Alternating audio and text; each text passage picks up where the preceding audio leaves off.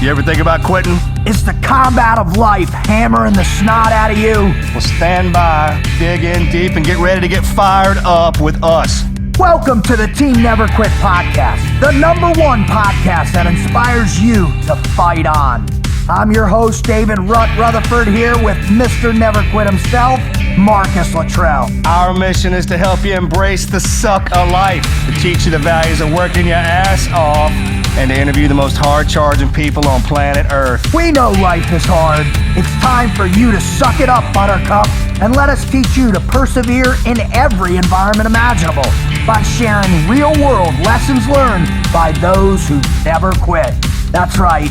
It's time, Marcus, for us to help them defeat the negative insurgency in their lives. You fire me up. Are you ready? I'm ready. Let's roll. Let's roll.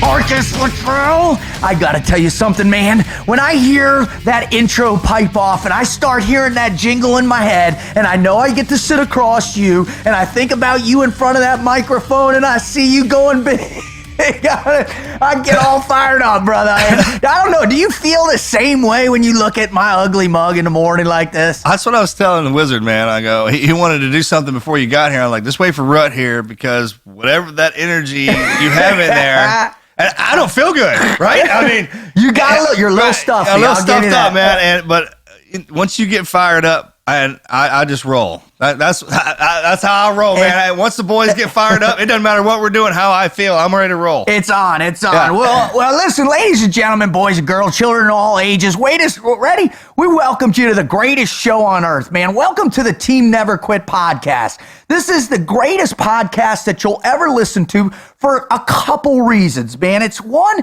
because when you come on here, you're going to get a heavy dose of positivity, a heavy dose of high energy, a heavy dose of authentic stories that hopefully are going to ignite you into becoming the legend that's inside you, right? Because our mission here, right, is to bring on the greatest guests from all around the world, all different walks of life, to share with us their greatest never quit stories. And Marcus, we've heard some doozies, haven't we? Oh, man. Incredible. From the most incredible people on the planet, in their field and out of their field. And that's what I love. I love the potential when we get people on and we're totally shocked when somebody tells us a story that we totally didn't expect, right? We look at each other. That's how you know it's catching. Yeah, exactly. When it's catching on, when they just break that down, and that's when you sit back in your chair, push the microphone back, and be like, "All right, let them roll."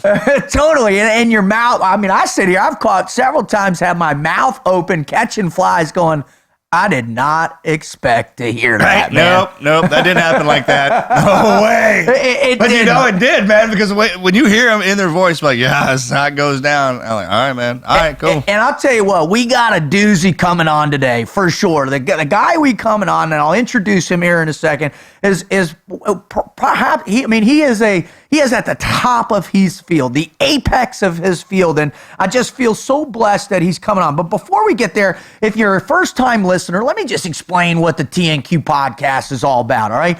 Marcus and I got together here with the wizard over behind the magic curtain over there, and we figured, man, we got to bring a show to people that's going to change lives. And that is our #1 focus, our #1 mission. And the way we do that, like I said, is we first bring you on and you're going to hear an awesome story about it in history, either about a person that had an impact, a never quit story, an event in history that if you really dig into it, you're going to pull a lot out of it. And we got one of those for you to. Then we get in, we bring our guests on, we give them a mad minute, and you'll hear that, and that's always hilarious. And then we listen to these incredible stories that, man, Marcus, again, man, some of the things that we've heard, I mean, if those stories don't change lives, I don't know what will. No. I mean, that's the great part about it, is each story is unique to that person and how great they are and whatever it is they were trying to do. But what got them there is the same as everybody else. Right? I mean, it's same problem. If that's the one thing we point out here is the line going through there. It's not this special degree or the amount of money or where you're from or anything like that. It's that basic belief in yourself and the love for your friends and people around you. I mean, that's it. And I mean, and then that's what we're trying to prove to all you that are listening. You know, this is not rocket medicine. You don't have to be a jet fuel specialist or whatever it is. All you got to do is dig down deep in your heart and figure out these core concepts that give you that never quit mindset. All right, so let's jump into this thing. Let's get this thing rolling. And before I do that though, if you want to know more about us, please go visit the website at teamneverquit.com/podcast, or you can simply type in TNQpodcast.com. That'll pull it up. You can find the podcast on iTunes, right? Simply download us, subscribe to us on iTunes. You can subscribe to us on our website. You can go to SoundCloud, Stitcher. Man, you can find us all over social media. We'd love to have you become a part of the team, all right? And one of the things that we really strive for is if you listen to if you like what you hear and you dig it, then please go to the website and share your greatest never quit story with us, right? Share your greatest, or if you have a friend or family member, go ahead, write in or upload a video telling that greatest never quit story. And if they're awesome, if they're amazing, then Marcus and I will read them on the air for you. And if they really blow us away, Marcus, you're coming here. You're coming. Right. You're getting on the show with us. You're going to deliver that never quit to the millions of people out there paying attention. Look in your eyes and watch you tell it. Right? Yeah. Right? And it's going to be awesome, man. So, we're sponsored here by the Team Never Quit, right? And this is the organization that Marcus had a dream for a long time ago, to bring together great people to do great things, to make an impact in this life. If you want to check us out, again, go to the store. We've got ammunition. We've got great merchandise. We've got a bunch of amazing speakers. If your organization is looking for a motivational speaker, an emotional speaker, an inspirational speaker, check them out there. Hire one of our incredible group, and I'm telling you what, your team will never be the same. All right, Marcus, let's get into this historical story, all right? So based in similarity to the guests we got coming on, what the wizard went out and did is found somebody that was at the apex of their profession.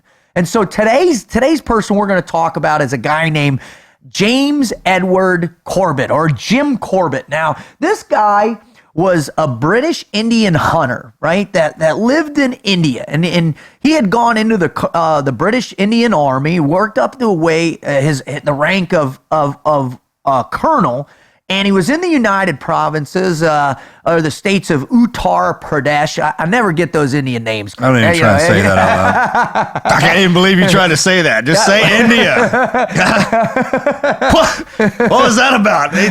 You know what? You woke up smart this morning, didn't you? I like to think I did, but it's not true. It's just an act. All right, so what's so cool about this guy is that at a certain point, he began to realize that there was an epidemic in India at this time, right? And he lived from July 1875 to April 1955. But when he went over there, he realized that there was a huge problem, Marcus. And you know what that problem was, dude?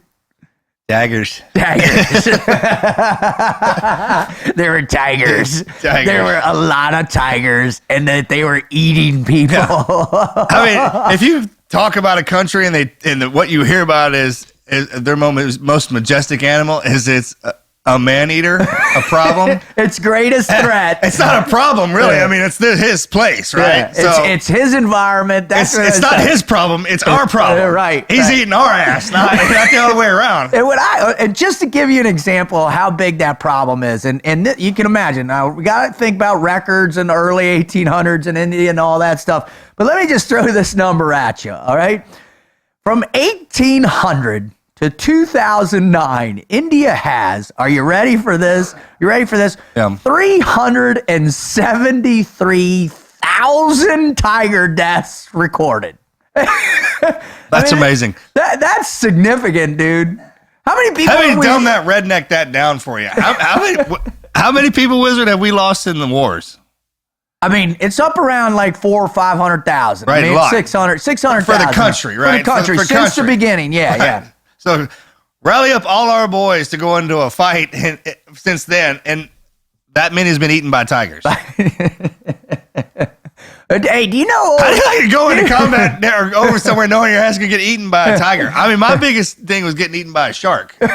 I just did not like the idea of getting eaten, right? You did, yeah. But there's not something that many disturbing about that. Staggering shark eating deaths, right? It's not in the 400,000s. I'm probably sure. You're right there. We have not had that problem. All right, so I know what you're thinking. You're like, oh, great. I love tigers. It's my favorite animal. In fact, Wizard's favorite animal is tigers and owls, and I don't understand that. But you got to hear us out on this, all right? Because this guy was squared away because he saw this problem and he went in there and he becomes this hunter of man-eating tigers and leopards. And he was in Kumoan, that region, and he went out there and he tracked these things down. I mean, there was one tiger, right, that allegedly that killed the Chippewa tiger, right, that was responsible for 436 deaths, Marcus. Now, I don't know about you, but like I don't want to go in anything. That's busy. That's a lot, man. You got to think. So he's hunting for sport.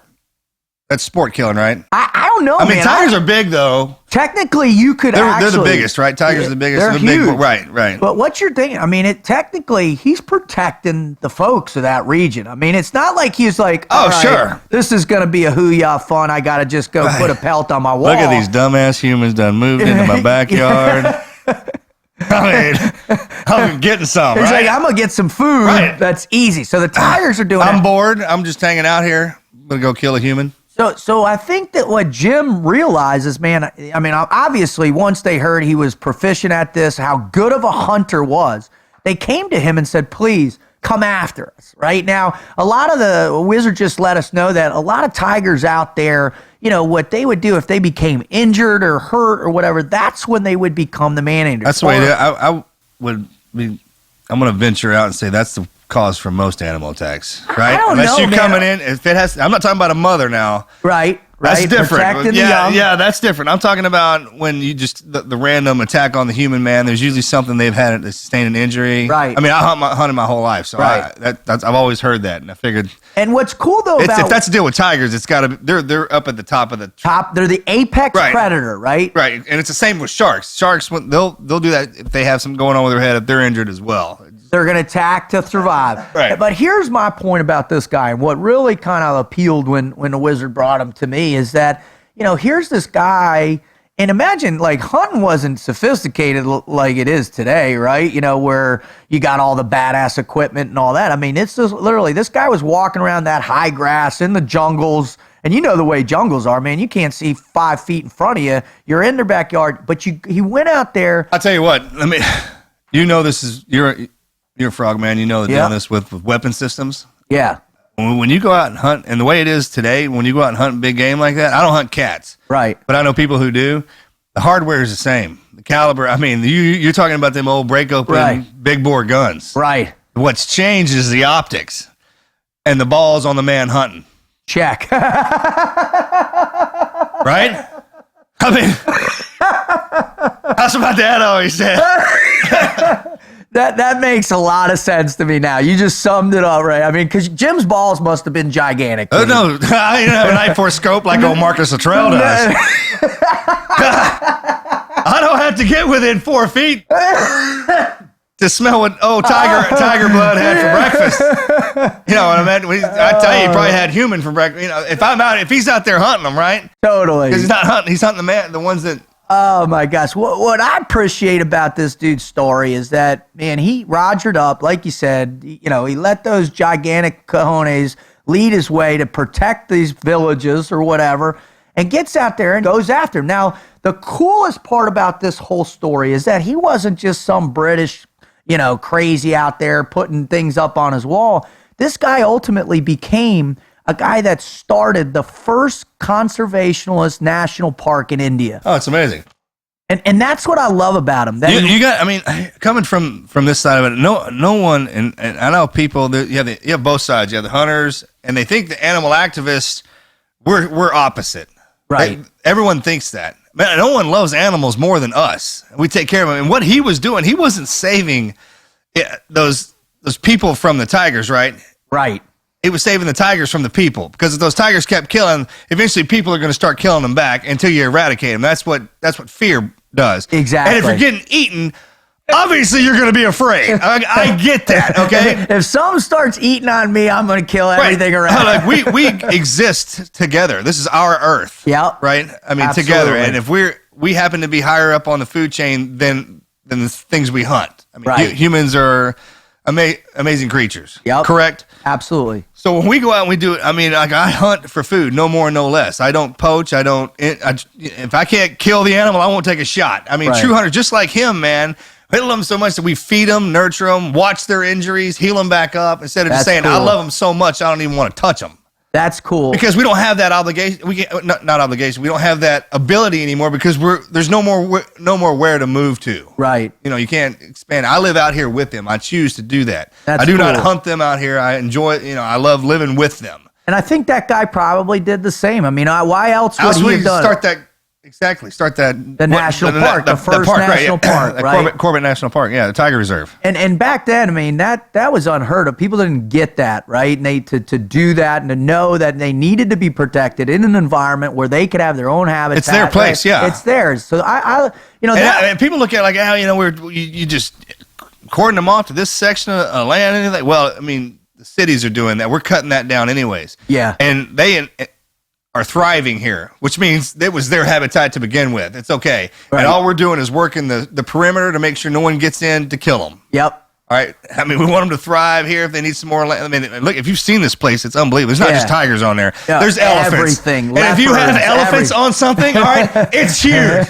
Because elephants tear down everything just to scratch their ass, okay? And I mean, if they got those big boys, I don't hunt elephants either. I love looking at them, and They're cool. oh man, they will tear some stuff up just because They're giant. Yeah, man, because they're in a good mood. It's not tearing it up; it's having a good time. They're having a good when time. they sling your Chevy or your Range Rover 400 yards. I'm just saying, he wasn't pissed. He was just having a good time. He was playing with you. Oh man. Well, anyways, I hope you guys hear what we're saying. And I think the most pivotal thing in that whole thing was Marcus's description of a hunter's passion for what they do. A hunter's passion for the beauty of it's more than just a sport. It's an ideology to protect species, to thrive with species, to feed their family, to be a conservationist, to really move into a place that we've forgotten now in our modern society. And so I think one of the coolest things is the guest that we are bringing on here right now. And this person, Marcus, when you talked about this guy and said, hey, man, we ought to bring this guy on. He's at the top of his profession because of this mentality, because of this ideology that he lives to the core. It blew me away. I got super fired up. Right. He's an outstanding man. I've known him for a while now, but then what he does is unique. It's and how he applies it and how he applies two different sports.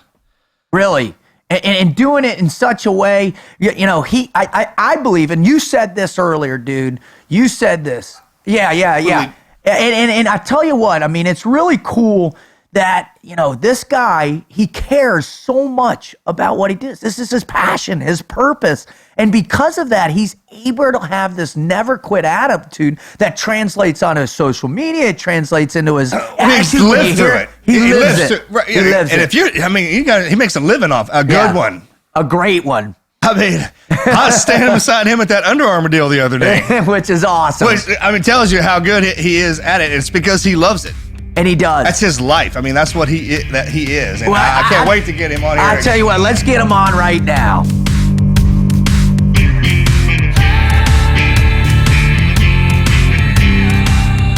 We're back at it, Marcus, and I'm telling you, on this one, finally we got somebody that can understand what it means to be a predator in this life, what it means to get out there and hunt things down. I mean, really get that desire inside to be proficient at a skill set that it goes back for millions of years, bud. Oh, we're about to introduce you to a guy who could have survived back in a different time. Literally, he's reinventing. He's bringing it back into vogue, dude. And I love that about this guy. So without further ado, ladies and gentlemen, I'd love to introduce Cameron Haynes, world-renowned bow hunter, world-renowned ultra athlete, and just an all-around badass, man. And that's why I love the fact that you're on, Cam. So thank you so much for coming on the Team Never Quit podcast.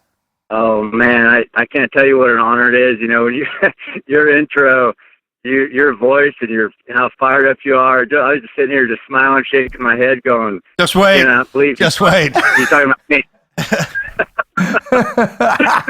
Awesome. I mean, it's a huge honor to be on with you guys. I can't tell you how much it means to me. Well, thank you so much, man. It was so funny when Mel first started. You know, when we were going through our guests, and you know, as I briefed you a little bit before, we have people from every demographic in the world, because that's where Marcus and I believe that all the great stories are. That because of the human condition and what we all experience together, man, you have to hit, you know, who the greatest, you know, the youngest person ever climb Everest. We have to hit the greatest country music icon of all time. You have to hit a former governor of the great state of Texas. And now getting you on, and man, we cannot wait to dig into why you're doing what you're doing, how you're getting there, and how you're transforming sustainable hunting in a whole new way that's influencing literally hundreds of thousands of people. Man, I was just listening to your recent interview with Joe Rogan, and man, you guys were on fire on that, and the stuff you were saying was so motivating to me. Like that, Marcus, and he's the man. I mean, we're like, he's got to get on the show. Yeah, absolutely. Yeah, thank you guys. I'm pumped. Cool. All right, so the way we start the Team Never Quit podcast is with something that we call the Mad Minute. So what we're going to do is we're going to hit you with some doozy, awesome, amazing questions that we typically ask all of our guests. People get so nervous about this because they're like, oh, I got to make sure. And then after the first question, they're like, okay, I think and then the second, we're like, oh, wait a minute. It's like this. It's like this. Yeah, it's like, all right, so great. Are you ready to get started? I guess so. I guess I don't have a choice. No, you're on. You're on now. You're on TNQ, baby, and we got to light the fire. So we got to start. I know you're exercising your ass off on a regular basis. We're going to exercise that prefrontal cortex right now. All right, okay. Here we go. Question number 1: what city were you born in? Eugene, Oregon. All right. If you had to watch a movie twice, what movie would that be? Oh, I don't know. Probably. Born Identity. Nice. All right. If you had to fight with one, which one would it be? Sylvester Stallone or Arnold Schwarzenegger? Probably Arnold. Yeah, Arnold. Yeah. If you could sing any song as well as the artist who wrote it and sung it in front of a Super Bowl audience, what song would it be? Oh man, it'd probably have to be any Justin Timberlake song. Hey, thank you. I'm a Beaver guy too. Don't admit that ever on this show for me. Hey, I got kids now, man. I know every Believer song. All right, don't hate. I got a 3-year-old Justin girl. Timberlake, he can perform. Dude. He rocks. That dude. new song of his rolls, man. Can't stop the feel. I caught myself like. No, I'm not even gonna say. I'm not even gonna say. All right. Hey, I don't have one of his songs on my phone, to listen to when I'm doing anything. But like, if you go through and one of those shows comes on where it's like a live concert or something, and you stop there, he can put on a show. I mean, every person watching is just like mesmerized. Hell, we talked about cool putting him in Lone Survivor. Play axe. Well, I'll tell you what, man. He's got serious talent. He does. That's what I love. Gifted, he pushes himself to get better and better and he's better. He's the greatest guy. I mean, you see him on Fallon. Him and Fallon. That's magical, man. It is. That makes it's almost as magical as me and you. But slow down there, trooper. They never been through Hell Week yet. But I'll tell you what, man, we're going to get an opportunity. We're going to put Timberlake and Fallon. We'll take the Pepsi challenge at Hell Week. Hey, once Dick in the Box came out, dude, I was a Timberlake fan, right? I mean, come on. Dick in the Box was the most epic song ever. That got me through Ramadi, dude. Dick in the Box and Leroy Jenkins. That was classic. Right? Dick in the Box. Oh, my God. I mean, that made Christmas in Ramadi. I must have watched that. It's had like 1 million downloads. The Ramadi boys put half of that on there. Good one, Cam. Good one. I can't keep going on. I'm going to bust a gun. Let's get back to, hold on. It's epic. All right. What are we doing? Are we doing a Mad Minute? We're still in a Mad Minute. Okay. All right, let me just jump forward a bunch. All right, Beatles, Rolling Stones, or Led Zeppelin? Probably Led Zeppelin. We love you, Cameron. That's what I love, bud. We love that. That's awesome. All right. Do you live to eat or eat to live? This is perfect for you. Oh, I eat to live. Yeah, I mean, that's the only reason. It's just fuel to do what I want. That's exactly how I am, man. You know, I think me and you might be in the minority class because most people say live to eat. Live to eat, right? Yeah, oh yeah. I just consume. It's like fuel. No matter what it is. Well, I've seen the crap that you eat in the middle of the night. It doesn't make any sense. Yeah, Cam and I've been hunting together, man. He'll see me in the kitchen all through the night. He'll be like, "What are you?" You know what? You would shut Cam down if he saw you eat. He'd be like, "Well, Hall." I'm not running. Yeah, exactly. I don't. All right. Here we go. All right.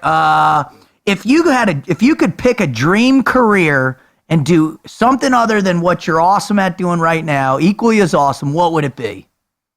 Oh, it'd have to be what you guys did. It'd have to be being a SEAL. I mean, I just wish I was more focused when I was young, just because of what you guys, I don't know, what you guys do is something everybody looks up to. It's so important for the country to be so focused so young, to, I don't know, take on such a big responsibility. I just wish I would have. I mean, because I love camaraderie, like the brotherhood you guys had, and doing something meaningful. And I don't know. I wish I would have done that. You know, we were impacting plenty of people, brother. Yeah, don't worry. Thanks a lot. Your time was different than ours. That's we caught it. That's you know what, man? Same thing. You're doing. I appreciate it. We do very much. But what we love is exactly what you talk about, because you could ask every team guy out there, what are the greatest memories, and it's the friendships, right? It's spending time. It's like you and Joe being out there this past few days and shooting bears together, and me and Marcus just shooting the shit around his barn while I'm out here with him, and that's the beauty of almost it. Killing our buddy with a spear. I mean, dude. Right? That was epic. That's a story, man. We will remember that forever. That's what it's all about. You know what I'm talking about? I mean, he lived through it. All right. Even if he didn't, we'd still talk about him, right? All right, kill his ass. Last bad minute question for you, Cam. Here you go. Ready? Yeah. What is your greatest achievement of your whole life?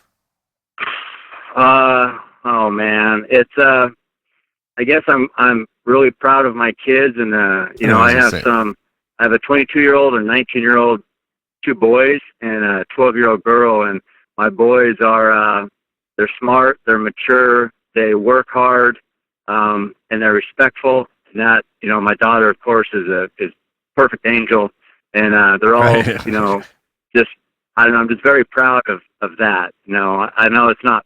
Hey, brother. Hey, let me tell you something, man. Everybody we've had on here that we've looked up to, that I've looked up to, and every one of them has said their kids. And that just says everything you need to know about it. I mean, all your successes, your fame and all that stuff like that. And people who don't, because some people could say, my first trophy or my first golden glove, this, that, and the other. That. But the people that just put all that bullshit to the side and be like, kids.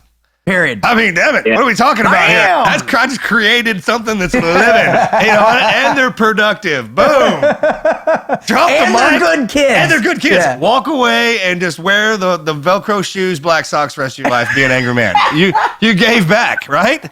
If my kids turn out okay, I'm just gonna be whatever dude I wanted. The Velcro shoes, black socks, and angry. I'm buying you those for Christmas. Right? I gave back to my country. My kids are productive. Oh, well, that's it. All right, so that's a great Mad Minute to start, Kim. Thank you so much for participating in our madness. We love to suck people in on that, but that's not the reason why you're on, and that's not why the tons of listeners are tuning in right now. What they want to hear and what they've been chomping at the bit is they want to hear, what is your greatest never quit story, right? What is the one that really, where you were in that moment and you didn't think it was going to go forward, or maybe it was a series of moments over a course of a long period of time. Like for me, man, I had 4 years battling depression back when I was in college, and it was just hanging on, and it was being able to pull myself out of that and sign up for the SEAL training, and in order to become a SEAL, to live out a dream. And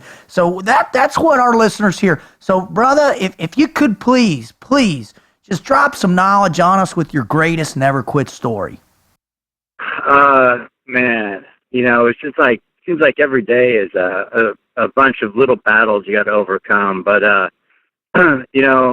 there's one, I don't know. There's just one that stands out to me, and it wouldn't mean anything to anybody else. But not supposed to. That's the beauty about it, brother. So you're right on point.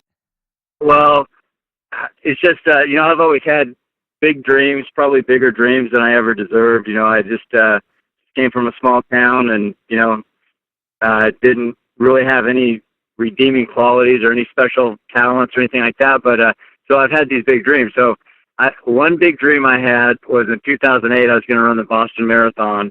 And at that time, Lance Armstrong had just retired from the Tour de France. I think he'd won in 2007, and he retired or something like that. And so he was going to run marathons. Well, I found out he was going to run the Boston Marathon. So I said, well, I was qualified for it. I was going to run it. And so I told, my kids and my family, I'm like, well, I'm going to go to Boston. I'm going to try to run with Lance, and maybe get a picture with him while we're running. That'd be, pretty good memento. And then, I'm going to run with him for a while, and I'm going to pull away at the end and beat him. And like my kids were like, oh, Dad, right, you're going to beat Lance Armstrong. You're just a dad. I'm like, well, okay, I hear you. So yeah, exactly. Sure as anything, was running, the marathon, and I didn't know where he was. He started up with the elites, and I got going, and about mile 7, I looked up there's this big group, and I saw the gold jersey up there he was wearing. That's awesome. I'm like, heck, that's him right there. So I got up there and started running, and we got to like the half marathon mark, and I was dying. He was running like 6. How's he doing? Oh yeah, what were y'all moving at? What pace? Crazy. Yeah, like 6:30 miles because he can run, and I remember I had nothing left, and I'm like, I was behind him. I was getting ready just to drop off, and like thinking, well, hopefully somebody got a picture of me with him somewhere along the way.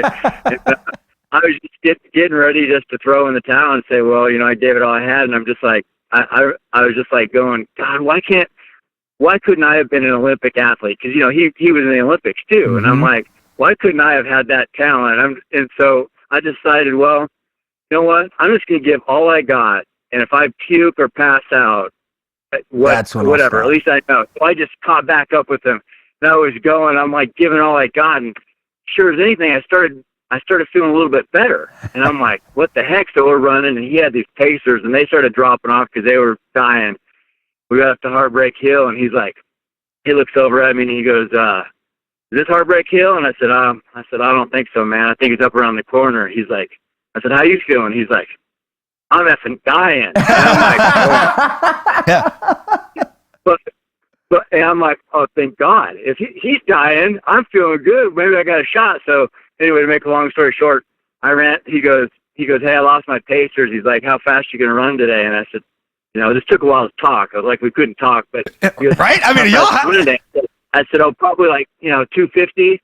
And he's like, okay. He goes, I'll just stay with you if you don't mind. And I'm like, no, it's cool. So he stayed with me, and we came towards around the corner coming in the finish, and I'm like, well, here it goes. So I just took off, and I beat him by 12 seconds. Yes!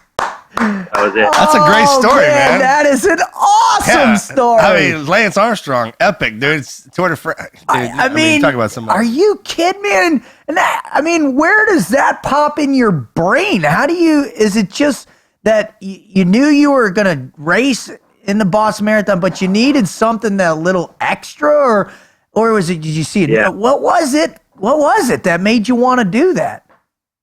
I don't know. I was going to run it because I'd never run it, but then he was going to run it. And he was on the cover of Runner's World magazine, and it was like they talked about, could Lance Armstrong, blah, blah, blah, or it said like, bet you can't beat me or something like that. I remember seeing that cover, and I'm like, dang, he's running Boston. I'm running Boston, and I just, so nobody would ever think I was probably, I don't know, 39 or, obviously not in my prime. He's, I think, 3 years younger than me, and he was, one of the best endurance athletes of all time. So it didn't even seem feasible, but, it was just one of those to never give up. I mean, if I would have been by myself, there's no way I would have run that good. Yeah, man, but you got somebody there dangling, and I pushed. Yeah, you got it. I mean, that's pretty wild. I mean, you basically... Well, you were running next to something like that or riding next to something like... Like Lance, I mean, that motivates you just standing there because you know what that dude's capable of. That's what always fired me up about people. If I know something about him, I'm like, yo, if I just stand next to this dude, we're about to get in something crazy. It's going to happen. Yeah. It's going to happen. What I love about it, Cam, is you hunted down Lance Armstrong, man. Yeah. And that's first rundown. That's pretty badass if you ask me. But what I'm floored with, and I got to tell you, and I know it caught me by surprise. Marcus, I don't know if it caught, but I was not expecting you to tell that story, bud. I was thinking that you'd been tracking a grizzly bear for 13 days and you were down to your last peanut. That's perfect, Cam. You know what mine was? When I couldn't back a trailer down to pull some jet skis out of the water, and I left my brother, and it fucking crushed me. And I've never quit anything ever again because of that. So when I told, your story, I was like, you watch, Cam's gonna throw something at you. It's gonna come out of the left field. It totally did. Yeah, that's just one that was just a personal thing for me. And, I think it's probably a little bit, my dad was a big track athlete and he never hunted. So, I mean, it meant a lot. I just remember, my parents were divorced, so my dad was never around. And so I never really got that, good job, son type thing. Cause then I started hunting and he would go like, oh, well, every time you kill an animal, you lose brain cells, So instead of getting, what I was good at bow hunting. Instead of getting credit for that, I got kind of dismissed for that. But then when it came to running, and that everybody knew Lance, and I mean, he had in 2008, he was, it was before the scandals and all that. He was like revered by everyone in the world, and so I think it means a lot to me just because it meant a lot to my dad.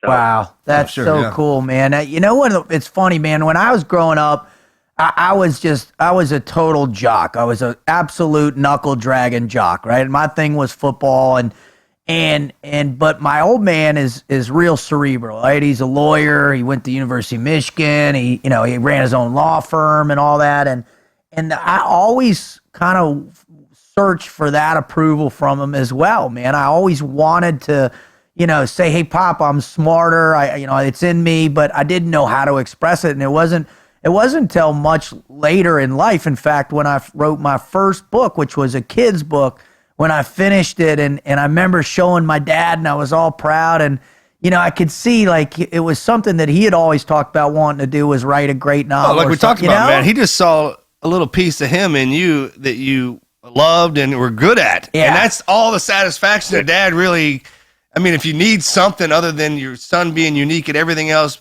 but what you're good at, kind of deal. And then, if he shows up and something like that does happen, it's great. Well, Cam, I got a question for you. So now, that I mean, that story was pivotal in kind of that relationship in your life or your recognition of the relationship. How have you changed in terms of how you're influencing your boys and your daughter now? I just, because I know what it's like to grow up and not have my dad there. My stepdad, there was a stepdad around, which, that was like a negative for me because nobody can really live up to the legend of your dad, especially because I didn't know his flaws or anything like that. So he was like the greatest athlete, and he grew up in Eugene here too and went to the University of Oregon. And so he was like Superman to me, and like nobody could live up to that. So to me, I know what it's like not to have a dad and not to have somebody, to be proud of you or your accomplishments or tell you they loved you. And so that's what I do for my kids. My boys, I'm hard on my boys. I mean, I expect a lot of them. Mostly I expect, I guess, them just to do their best. They don't have to be the best, that's just cool. do your best, but they know I love them and they know I'm proud of them. Sure, it's tough as a dad. I mean, because you know what they're capable of. That's the hardest thing about being a dad, and I've learned. And you don't know that till you become a dad. Be like, hey, look, man, I know I'm being hard on you, boy. I'm training you to be a man, and I know what you're capable of. And you're obvious you don't. Yeah, that's why I'm the dad. What? You know what I mean? Yep. It's tough. And I want them to know what they're capable of, because I mean, I know that they're more talented than I ever was, and they're better kids than I was, and stronger, faster. But they don't know that. You know what I mean? So I just want them to realize that there's greatness in all of us. And, it took me a long time to realize that, but, so I want them to realize it early just so they can, be the best. Hey, look, brother, you got to take some credit on this. It's not one of them deals where you're sitting in an office and you're behind a desk, or you're an investment banker and your kids. I mean, damn, dude, you're out there doing some of the hardest crap on the planet. When they look to their dad for motivation, it's just because you get up and go outside, right? I mean, he does more than go outside, bud. I'm just saying, by walking outside is motivating, because he's going to go do something crazy, right? Extreme. I mean, that's. My question now, which is really, I'm trying to wrap my mind. When I went back and read some articles on you and stuff, it really, what was amazing was the clarity of your focus on what you do now, and really how you're pushing boundaries. You're taking it back to such a primal level, right? And we have, as you know, Marcus and I, or you should know, we have such profound respect for what you're doing. You're refining really the lost art of being a man, really, and being a hunter. A primitive hunter. It's a hunter killer. Yeah, a hunter killer. Literally, that's what you're doing. And then, as well as how he performs and how he provides for his family and how they eat everything and use everything. But to combine the athleticism with it too. Cam, what ignited that philosophy? What ignited that quest, that search to become the ultimate hunter? It's a long way from running a marathon against Lance. You know what I'm talking about? That's a huge shift. Yeah. Yeah. I don't know. It's just I like the challenge. I mean, I like to push myself. I don't like doing things everybody else does. It just doesn't. There's no satisfaction in that. I mean, I'm sure you guys probably share that same mindset. Absolutely. And it a little bit, I was thinking when we were talking in the Mad Minute, we're talking about, I mentioned the brotherhood I think you guys have, and a little bit, it's so different for me because I'm envious of your brotherhood and your relationship with your teammates and how you can rely on each other, because what I do, like tonight, a 9-mile run, what I do, nobody wants to do. You know what I mean? It's like you guys. Oh, I get to, hey, yeah, right. Yeah. Like Goggins. You guys got thrown in between, from attrition and everything else. You got all are like-minded, tough, focused. And so you got all that brotherhood. Well, I don't have that because it's like nobody wants to go run. It's pretty hot here today. Nobody wants to go run on the mountain. And so basically what I do, and even on my hunts, nobody wants to really do them because it's hard. It's really hard. It's uncomfortable. Right, because most people aren't hunter killers anymore. I mean, and that gone. It's gone. They don't have what it away. takes to do that. That's the unique thing about it, man. That's the beautiful part about it. I've been out there with you, man. And I mean, yeah. Look, you remember what happened when I were out? I mean, I don't ever talk about it because one of them deals where you were there, you saw it. I carried that mule deer halfway back through there, man, and I was done. I was done, bro. I mean, and I pride myself on being a hunter killer too, and nothing. I mean, Cam, tell me, unbelievable. Tell our listeners, and just in your mind, a story of where you really dug in that place where nobody else wants to go. I mean, yeah, you said you didn't have the teammates like we did, man, but you're with the mountain. Yeah. So, I mean, that's kind of what we do with the water, and the the ocean, purity right? of the hunt you and talk the kill. do you talk to the trees when you're running through there? You yell at the animal. Hey, when you're out there for that long, man, you got to have you got to kill time tone, right? Or something like that gets you through that hard stuff. That's what people want to know. They want to look through that curtain and see that, right? Yeah, our listeners want to hear what's going through your mind and on these insane things that you're doing. Yeah, gosh, I've been on so many hard hunts in big remote country. I guess the first time, for many years when I started bow hunting, I think when I was 19, and I didn't think I had what it took I wanted to kill a big bull elk with my bow, and I didn't have money. Couldn't go get a good tag or couldn't get access to any good land, and I couldn't kill a big bull. I could kill smaller bulls, but I was like, nobody dreams of killing a spiked bull, right? So where I grew up, everybody, a 6x6 bull or something is like what dreams are made of, small town, that's legend stuff. Mm-hmm. Do that, Yep. right? Fishing story. And so, right, and I didn't know if I had what it took. So in 1996, I think it was, I was in the Eagle Cap Wilderness. It's Oregon's largest wilderness. I think that was when Princess Di died, actually. I think that's when the year she died, because I remember I was back in there 12 miles. I had this bull spotted, a nice 6x6, and I ended up sneaking in on him. I was by myself. I snuck in on him, and he was bedded down under these trees, and he heard me get close. I was 43 yards away. I was looking down for a place to take another step, and I heard him stand up. I heard his hooves on the rock, and I looked up, and he's standing there. And so I come to full draw, and I shot him, and I hit him perfect, and that bull went a short distance, went down, dead. And I remember sitting there, and I couldn't believe I had finally done it. I didn't know. That's awesome. I didn't know if I had what it took to get that done deep in the wilderness on a solo hunt with a bow. That was a huge, huge challenge for me, but that was sort of a turning point for me, because, then I started to believe in myself, and I started to think, I had doubted that was my 8th year of bow hunting, and I had doubted that whole time whether I was special enough to make it happen. Well, it's funny, man. Anyway. We talk about this all the time on a show, man, that, although there's a lot of similarities in our lives with one another, man, but those special moments when you're digging deep and you're in that, like, all right, do I have what it takes? Can I endure? Can I crest over that mountain, or can I make that shot? You are by yourself in many occasions. And I think in that moment, it's all those things that we learn growing up, or all those influences, those mentors, those critical teammates or people or training that are able to, like you said, give us that confidence to go and do it again and do it again. Yeah. All right, for those of you who can do what you do and have that ability to be out there, to keep such a focused mind when it's you, not top of the food chain anymore. No the only way. other time that happens is when you go in the water.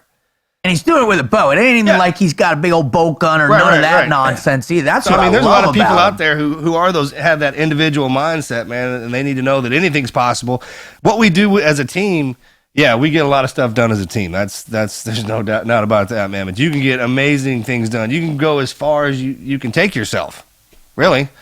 Right. With those skill sets, with that mindset you have to be out there. And there's something, hey, brother, I got that hunter part in me too, man. Being out there by yourself, listening to all that and the weather, and especially when it starts getting bad, and you're like, all right, man, I am really alone here. You know what I mean? Hey, I go down, the local the bear family's not going to come help me. You know what I'm saying? I mean, I'll be laying here for a while until I'm food or fodder, whatever comes first. The backcountry, the mountains, it's intimidating. It is. I mean, when I first started going back there by myself, I was afraid. I'm not, ashamed to admit it. I was afraid back there because, it's tough on your own. People just do not spend time alone these days. No. You're always on the phone, or you're always engaged in something, or you're watching TV. When you're just on the mountain by yourself, it's you find out who you really are. It's hard.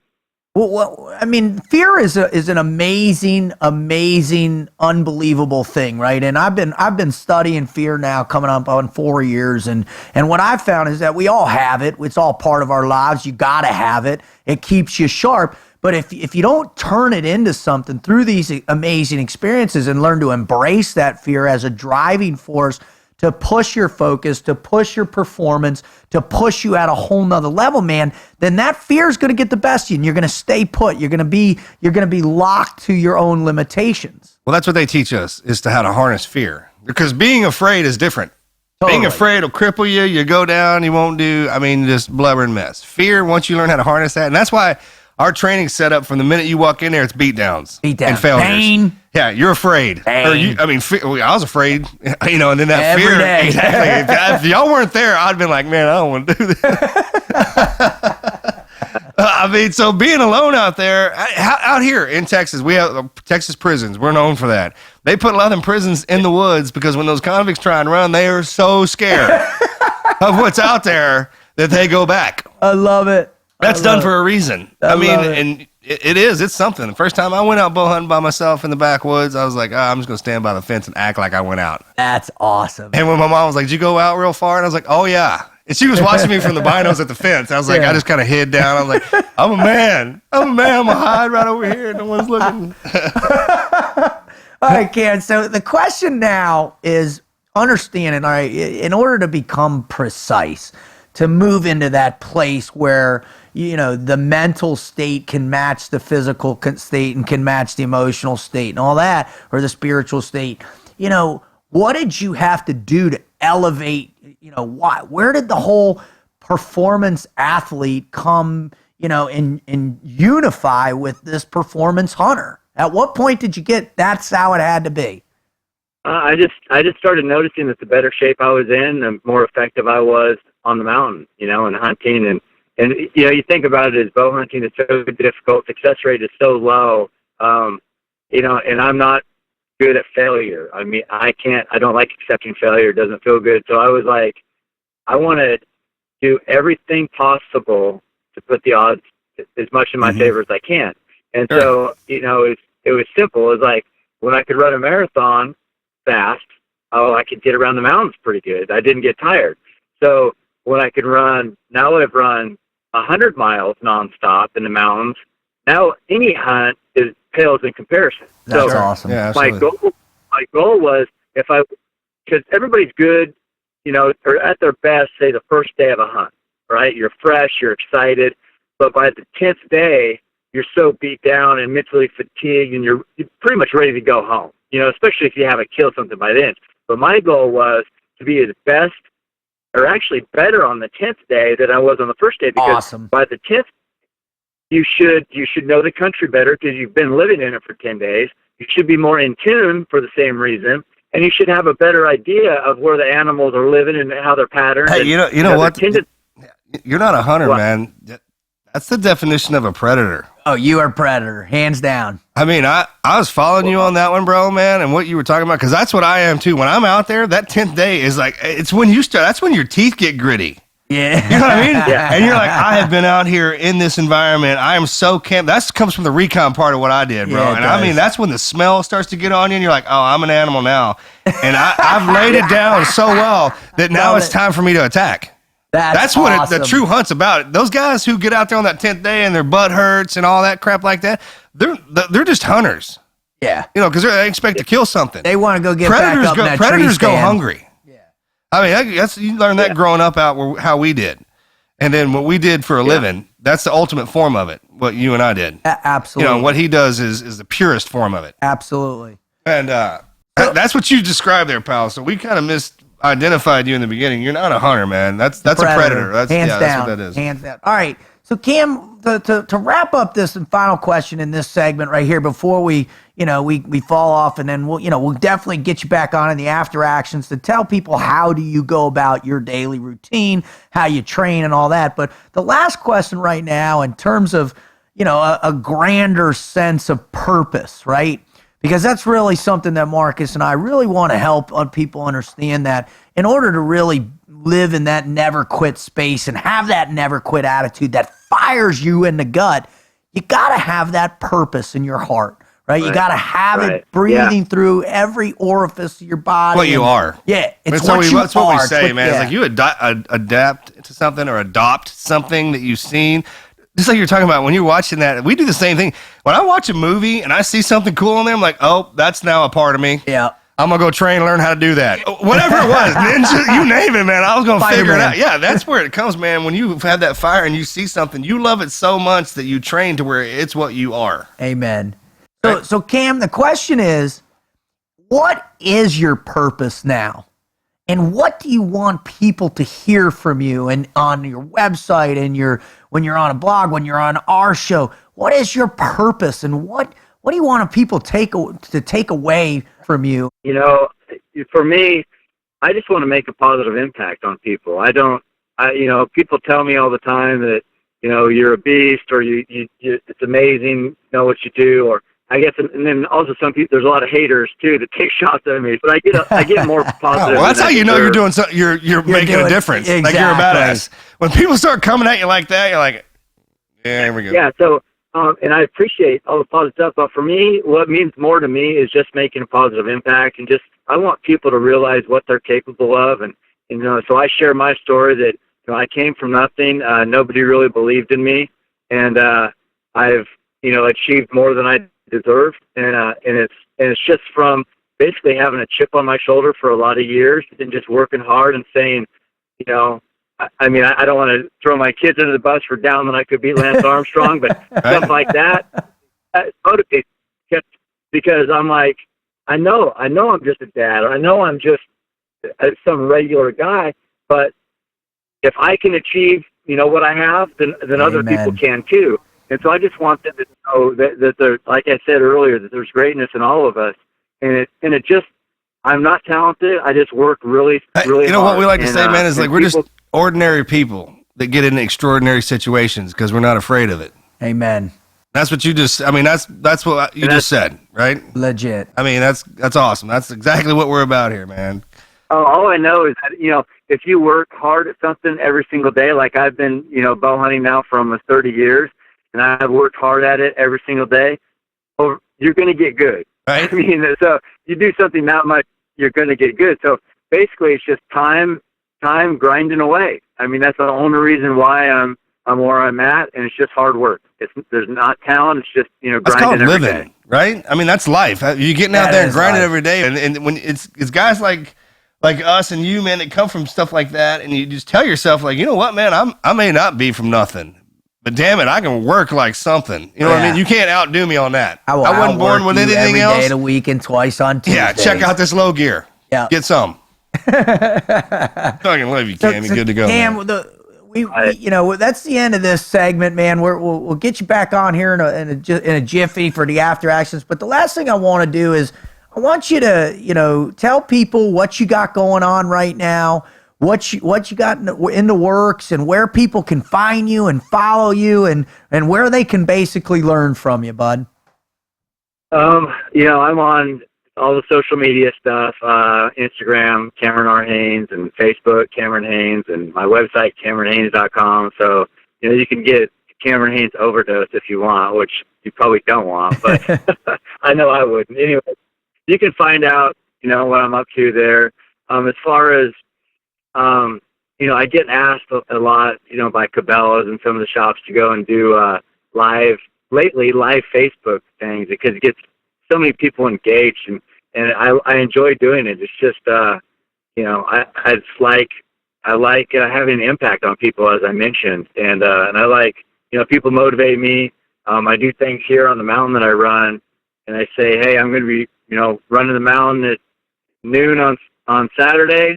Come hang out if you want to. And I just like seeing people work hard for no other reason, just to... Oh, that's got to be inspiring, though, that somebody's going to be busting their ass just to get good enough to get halfway up the mountain to run with you. Yeah, that's cool. I mean, that's tough. And the beauty about you is you run from the bottom to the top, so everybody in that spectrum can run with you. I love it. I'll be down there at the bottom with a hot dog. Well, Cameron, thank you so much for being on Team Never Quit podcast with us. I know you've had an impact on me. One of my favorite things is just following you on Instagram and just looking at the amazing smile you got on your face, because you're living out your dream that you got through working your ass off, through pushing yourself, surrounding yourself with positive people, man. And that fires me up, dude. Oh, look, you know what? Here's a perfect way to explain that. Cam and I were together a few weeks ago, I guess, at the Under Armour 20-year anniversary, big 20 years, billion-dollar company. The only people invited to it were the employees. It was for them, and it was a surprise deal for KP and Kip, right? Did I say? Yeah. I'm saying that right, Cam? Yeah. But anyways, so they have Vanilla Ice, CNC Music Factory, Nelly, Ray Lou. I mean, just the creme de la creme were here of celebrities. Yeah. And then you had me and Chad Fleming and Cam was standing there. And he's so, he's almost self-deprecating. He's like, I'm just a hunter. You're a predator. We figured that part out already. Yeah. And me and him, both of us have our backs against the wall. We're looking at each other and be like, looking at all these celebrities. Who else was standing there with us, man? Tom Brady. That's who I was talking to. Tom Brady and Cam, and I were standing there going back and forth, and we looked over at each other, and can you believe two redneck? He's bowhunter. I'm a gunfighter. And we were standing on the stage, fixing to go out at an Under Armour deal. That tells you how special he is, man. He's awesome. You know what I mean? He downplayed it so much, man, but he always has that grin on his face. I love it. And even after the massacre that happened last time you and I went hunting, man, he still had that look. He's like, he'll be all right. I gave up hunting, dude. He goes, no, it'll be all right. I'm like, all right, brother, you just keep talking in that ear because I need it. I'm that guy who needs it. You know what I mean? I may never quit. That doesn't mean anything. It just means I'm too stupid to stop. I have to have people like him and you guys because I will literally run till I die. Oh, you know what I mean? And that's the God. beauty about him, man, because he does it with a smile on his face. He's like, you want to go for a run? No, not with you, because you want to talk the whole time. I don't talk. I hate running so bad. But all my friends are great at everything that I am not. That's awesome. You know what I mean? That's why they're my friends. Well, Cameron, thank you so much, brother. It's just been such a blessing. We feel so honored that you'd come on with us. And man, if there's anything we can do to help you or support you and your efforts, don't ever hesitate to reach out to us. And just thank you, brother. Oh man, the honor's all mine, guys. Thank you for all you do and the positive impact you're making with the show. Awesome. Well, we're gonna get you back in the after action. So brother. That's all for this episode. Yeah, great job, brother. We're out.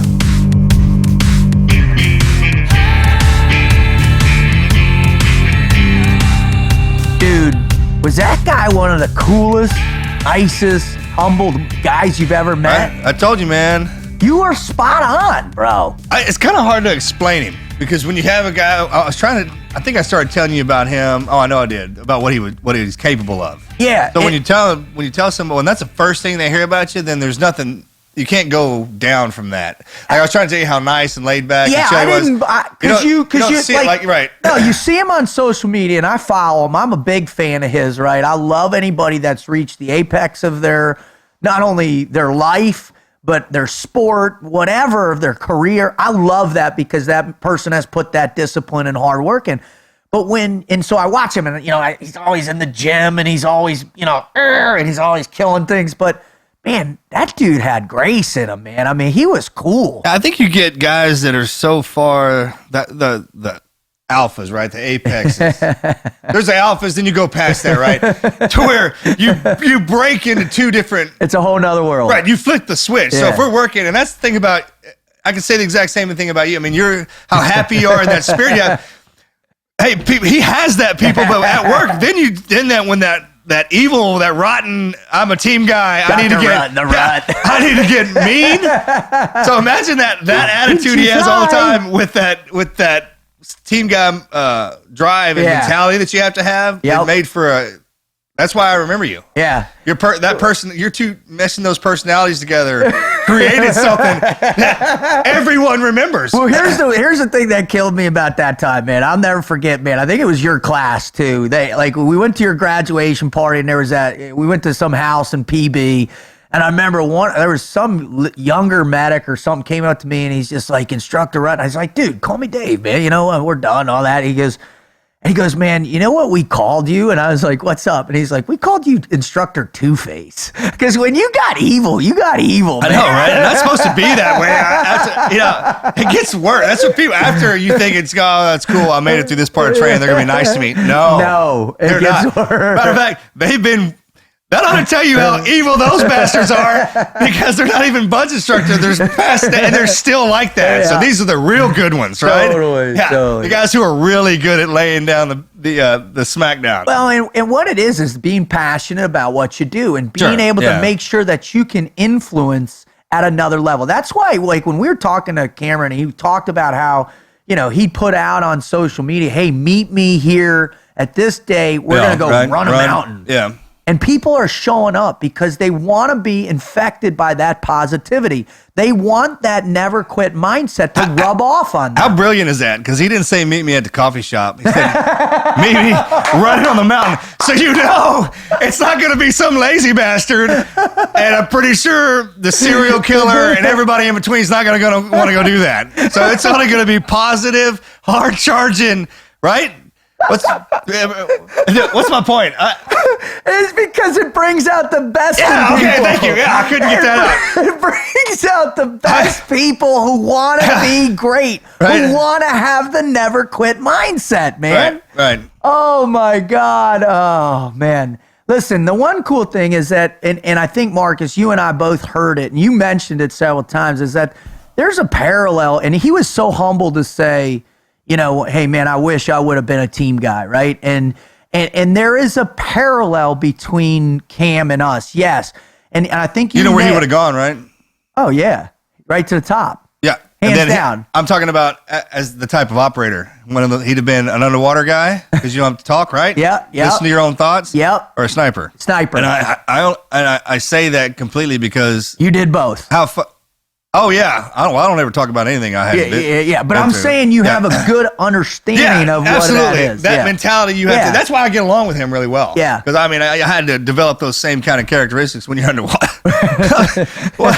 That's a whole my God. That's a whole nother show, folks. If you don't like yourself, you better figure out a way to. You want to learn how to get around that? Go underwater. And what was cool when we talked about, hey, when you're out there 12 days by yourself in the woods hunting a freaking grizzly bear or a bull elk or whatever, what's going through your head? And the discipline, the focus, the determination. Oh, that's when I was listening to him talk about all that. Yeah. And hunters do exactly what he said at the end of that 7th, 8th day. They're ready to go back because they're just there to hunt. They're just there. He's a predator. He is the Which apex means the predator. longer you're out there, the better. Yeah, Meaning I've not only watched everything that animal's doing, I know everything around it. Yeah. In the environment. You become a part of the environment. And when that happens, when you out there and you hunt something like that long enough, those animals don't know you're there. You have become part of his everyday. And that's what a true predator does. So when the guy's out there and you know, like you're saying, he just gets stronger and stronger and stronger. Man, I think of that, man. It makes me remember one of my favorite movies of all time, Apocalypse Now. Remember when movie. Martin Sheen's in the bedroom and he's a mess and he's waiting for that mission. And he makes that quote about, every minute I'm sitting in this room, I'm getting weaker, and every minute Charlie's in the bush, he's getting stronger. Yeah. That's great. And I was telling my major pain is I've perverted that. That's my apocalypse moment. But he said, nobody messes with Benson Weatherford Payne. Die, motherfucker. David Williams is my hero. Major Payne. Oh my God, dude. That got me through 18 Delta. I watched that show on tape. Video cassette. Yeah, rented it from the Blockbuster. And kept it. So I owe Blockbuster some money. Thank Is God Blockbuster even? No, they went out of business. You're good, dude. Because I didn't pay my late fees. Oh my God! Sorry, Blockbuster. Oh well, listen. I again, man.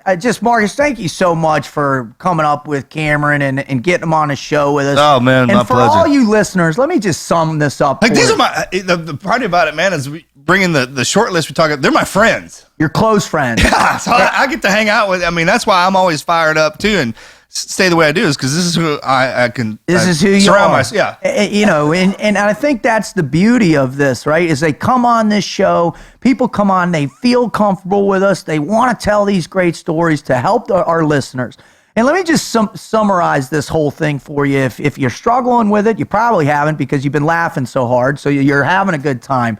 But let me tell you, when you think about Cameron Hanes and you think about what he does and the commitment he has to be the apex predator, to be the best hunter on the planet, and the discipline and the focus with which he does it in ideological positivity, man, that's what you want to try and be. Man, you know how my mind works, man. So he's ninja. To move through that environment that is not your own, right? No. You're not. No. Move through all of that with the speed and the ferocity he does, on top of which he's hunting something that moves with through a bow. Yeah. It ain't like he's got a bolt gun, brother. Right. Chasing something that moves through with those optics. Its natural habitat.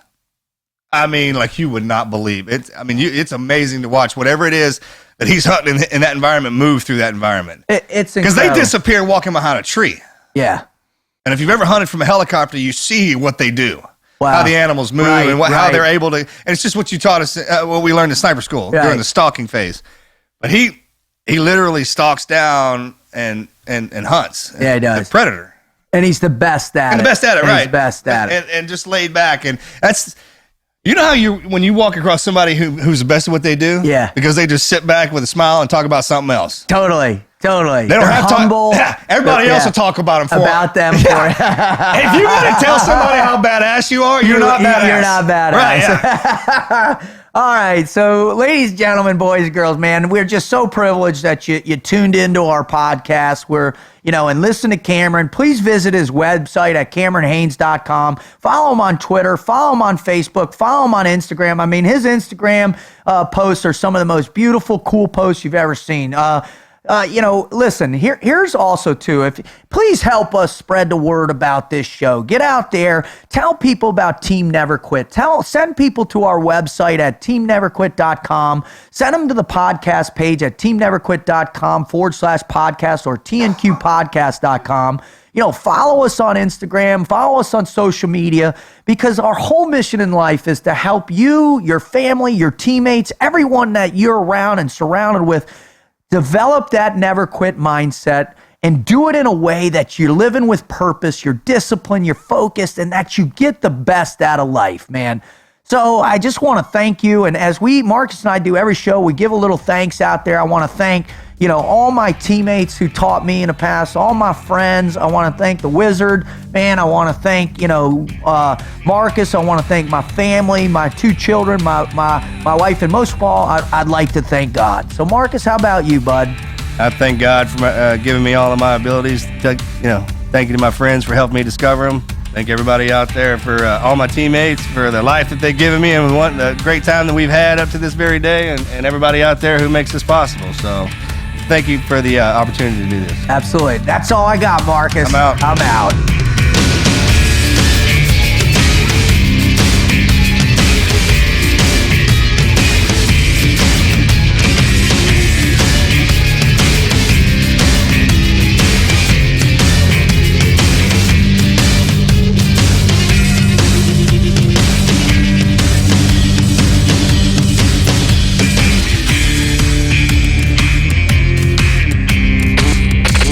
Never quit. Team Never Quit. Team Never Quit Radio.